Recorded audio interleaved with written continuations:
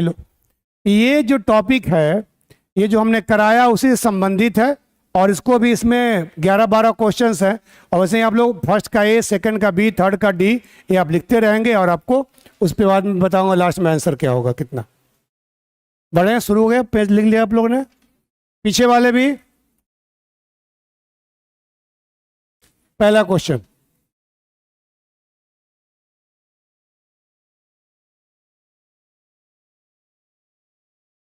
इनके होने के कारण भारत को मिश्रित अर्थव्यवस्था कहा जाता है।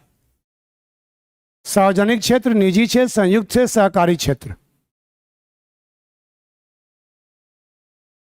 हट जाऊं,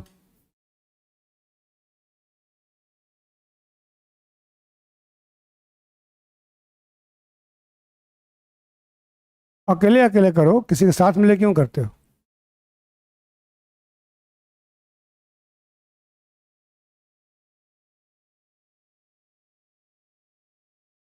हो गया, कौन होगा उत्तर?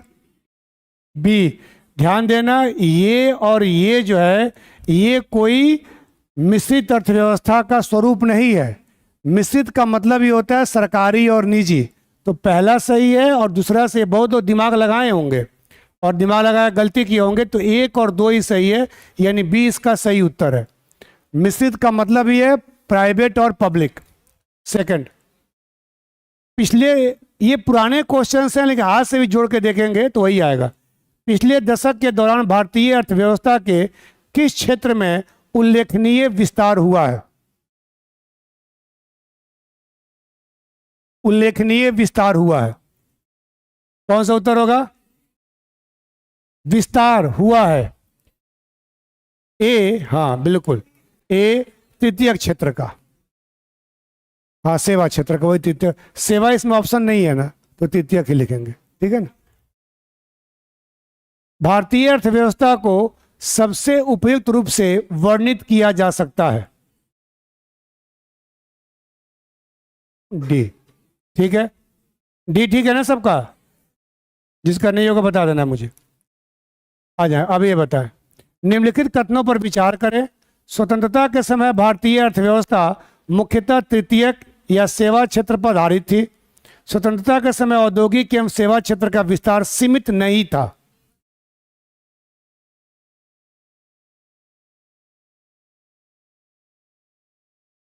अपना कॉपी पे लिख भी लेना, बोलने के साथ लिख भी लो। ये क्या है? स्वतंत्रता के समय भारतीय अर्थव्यवस्था मुख्यतः तृतीयक और सेवा क्षेत्र पर आधारित थी। ये जो क्वेश्चन है, उस समय इनका योगदान जो है करीब 31% था स्वतंत्रता के समय, तो ये सही नहीं है। स्वतंत्रता के समय औद्योगिक एवं सेवा क्षेत्र का विस्तार सीमित नहीं था, मतलब असीमित था, मतलब बहुत ज़्यादा था। ये भी क्या हो जाए, गलत हो जाए, क्योंकि औद्योगिक का करीब 17% के था और सेवा 31% के पास था और 52% के आसपास कृषि का था, तो उसका विस्तार असीमित था।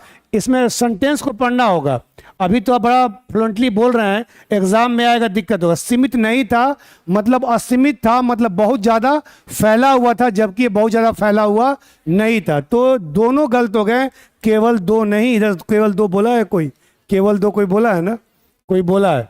अब रिकॉर्डिंग करूंगा मैं, तो डी इसका होगा, न तो 1 और न ही 2।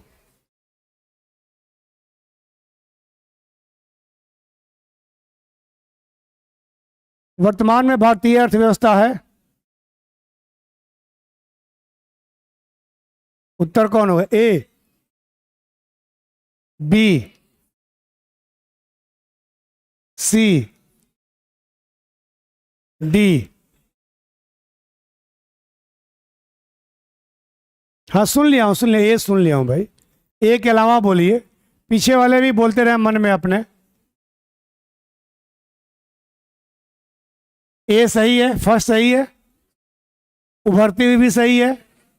उभरती अर्थव्यवस्थाएं सुन लो, होती क्या है, जो विकासशील अर्थव्यवस्थाओं में जो सबसे आगे की अर्थव्यवस्था है उसे हम उभरती अर्थव्यवस्था कहते हैं। होती विकासशील ही है, लेकिन विकासशील में भी बहुत आगे हैं। जैसे भारत है, चाइना है, ये सब जो है, ब्राज़ील है, ये उभरती अर्थव्यवस्थाएं कही जाती। द्वैतात्मक बताया था मैंने कल कि द्वैतात्मक भी है। गैर कृषि नहीं है, तो 1, 2 और 3 इधर से आवाज़ आया था बी का, 1, 2 और 3 सही है, अपना 4 गलत है। गैर कृषि नहीं है, भारतीय अर्थव्यवस्था एक कृषि आधारित अर्थव्यवस्था ही है। ठीक है, कल क्लास नहीं लिए थे, परसों नहीं लिए थे ना, रिकॉर्डिंग देख लेना, उसमें द्वैतात्मक पढ़ा दिया हूँ, द्वैतात्मक पूरा बताया भी हूँ, सब लिखा भी हूँ बोर्ड पर, एक बार देख लेना, नहीं है तो क्लास के बाद पूछ लेना। भारत में मिश्रित अर्थव्यवस्था को अपनाया गया, ये बोला हूँ क्लास में, तो बताइए ना नहीं सर, ये बोला हूँ, ये नहीं भाई, संविधान में कहाँ लिखा जाएगा कि मिश्रित अर्थव्यवस्था? कहीं लिखा है संविधान में क्या? तो यहाँ समाजवादी लिखा हुआ है, बहुत बाद में लिखा गया वो भी, संविधान में मिश्रित अर्थव्यवस्था नहीं लिखा गया है कहीं पर। ये मैंने बोला था उस दिन कि पूंजीवाद की बात हुई, समाजवाद की बात हुई, और बाद में हम लोगों ने 1948 में जो पहली औद्योगिक नीति की घोषणा की, उसमें हम लोगों ने एक मिक्स्ड इकोनॉमी की बात कर दी। तो ये 1948 की इंडस्ट्रियल पॉलिसी है। भारतीय अर्थव्यवस्था के बारे में निम्नलिखित में से कौन सा कथन सही है? भारत में सबसे बड़ा रोजगार कृषि और संबंध गतिविधियां हैं, कोई भौतिक लक्ष्य नहीं देखा गया, लगभग 48% भारतीय कार्यबल विदेशों में या विदेशी पूंजी द्वारा सहायता प्राप्त संगठनों में कार्यरत हैं, लगभग 70% भारतीय किसी न किसी प्रकार के स्वरोजगार में शामिल हैं और किसी न किसी सूक्ष्म या लघु उद्यमों के मालिक हैं। तो सोच के बोलो।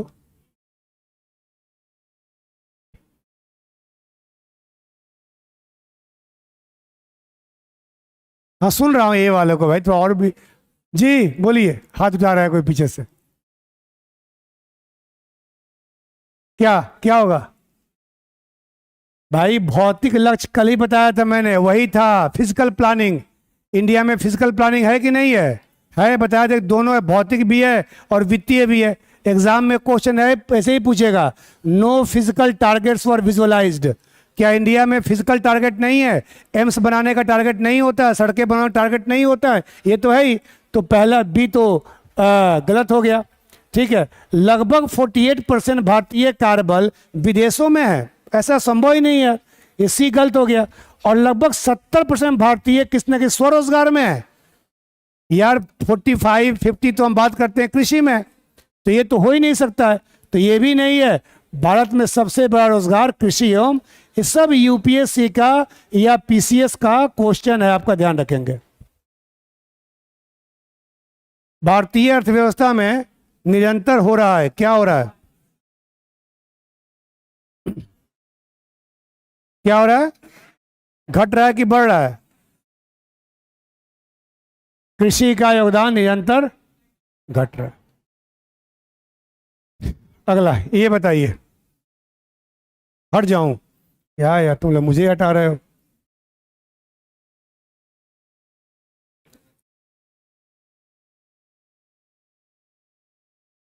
सकल घरेलू विभिन्न क्षेत्र योगदान के घटते क्रम में, बढ़ते से घटते,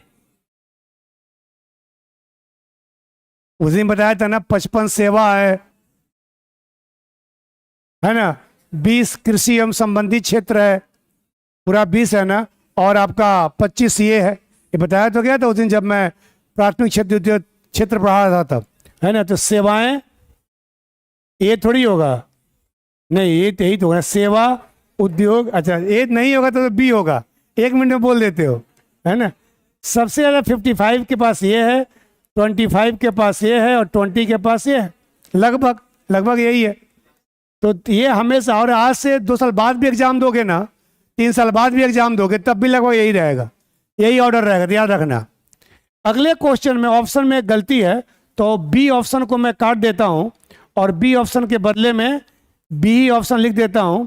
ये है आपका क्या लिखा हुआ है? अवरोही क्रम, ध्यान रखना। भारत के विभिन्न क्षेत्रों में कार्यशील जनसंख्या की संलग्नता के अवरोही क्रम में निम्नलिखित में से कौन सा क्रम सही है? ठीक है ना। तो प्राथमिक, द्वितीयक,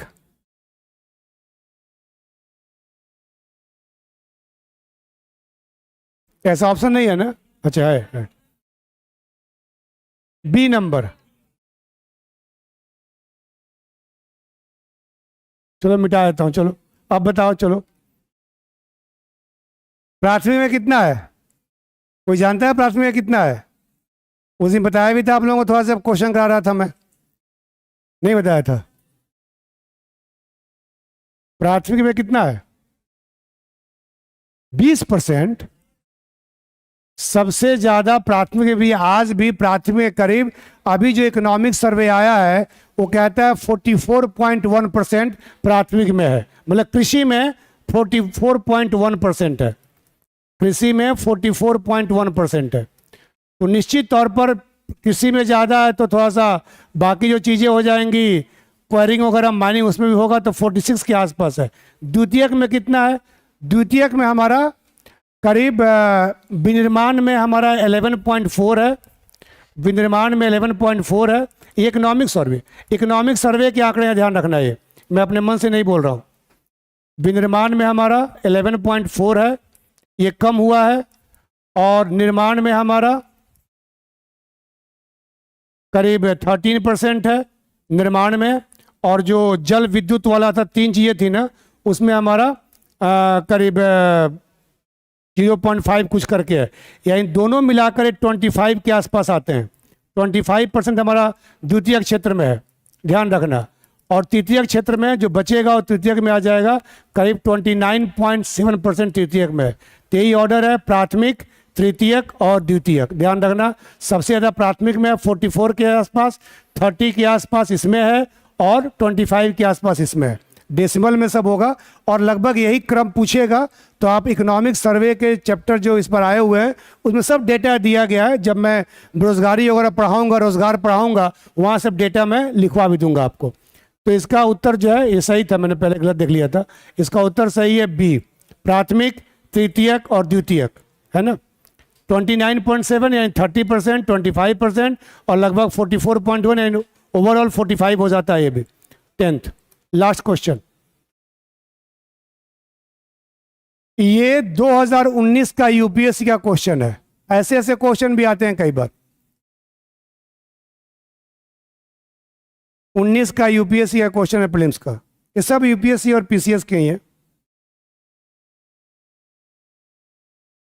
दबी जुबान से आया है, लेकिन सी ही इसका उत्तर सही है।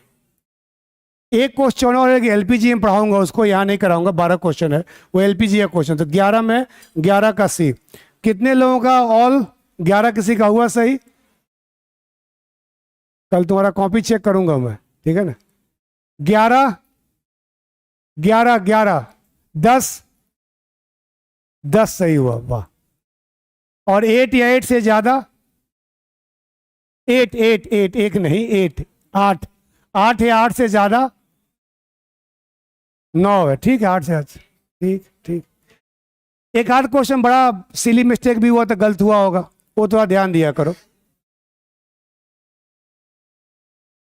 12 एलपीजी का है, छोड़ दो, कर लेना बाद में।